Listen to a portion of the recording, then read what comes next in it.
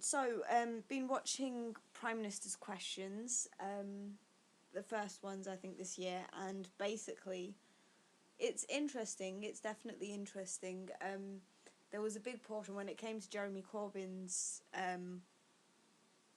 time to ask questions. He immediately brought up the NHS, which of course is in crisis. We know the Red Cross declared that what's happening is a humanitarian crisis with the NHS. Theresa May responded with,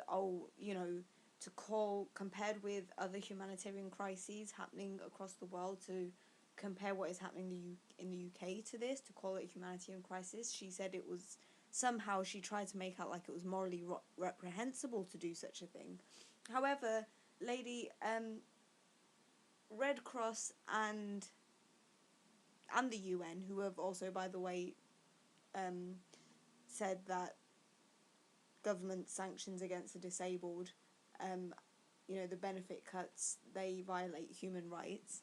Both these organisations, I'm not saying that they're perfect in any shape or form, but both these organisations deal with humanitarian crises and human rights violations all over the world. So they know it when they see it, and they're seeing it in the UK. So your repeated denial, and also the way you keep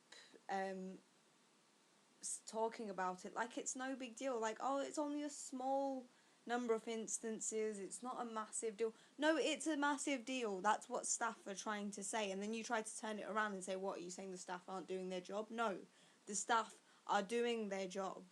They're stretching themselves in order to do the job, and they don't want to compromise patient safety and patient care.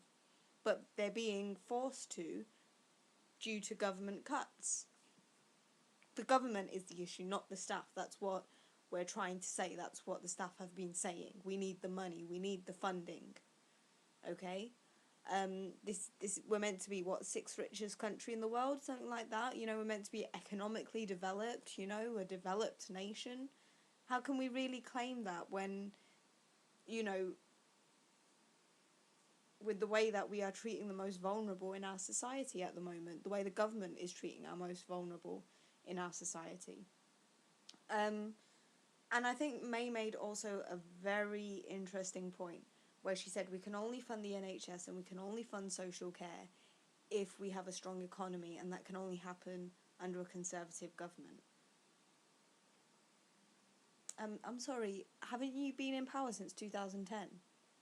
And you haven't fixed the economy in that time enough to properly fund the NHS? In fact, the economy is in such a state that cuts to the NHS have in fact led to the Red Cross branding this a humanitarian crisis. Our health system, what's happening within our health system, our national health system, which is meant to be run by the government, and the government's just meant to pump money into it, because that's the whole point. You can't actually see the NHS as a business. If you view healthcare as a business in your country, then you failed. It's just meant to be state-run. You pump the money into it, because do you know what?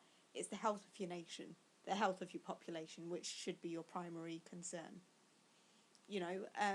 So to say that the economy isn't strong enough after 6 years of Conservative rule for that, in fact the opposite has happened, doesn't say a lot about the economy, doesn't say a lot about how the Conservatives can run anything, really.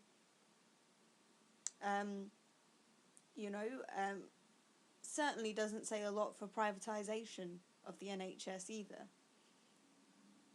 But